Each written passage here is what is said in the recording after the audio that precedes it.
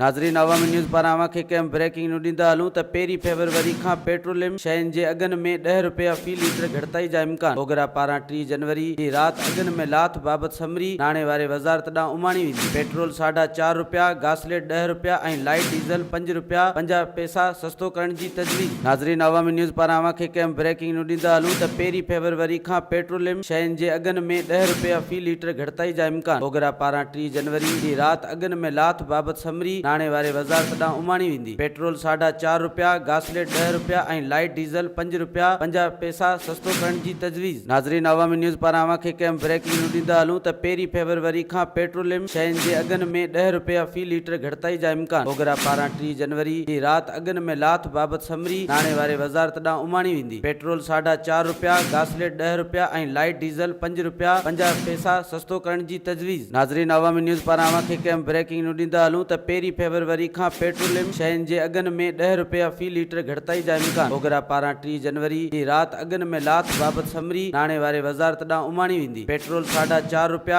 गासलेट 10 रुपया ऐं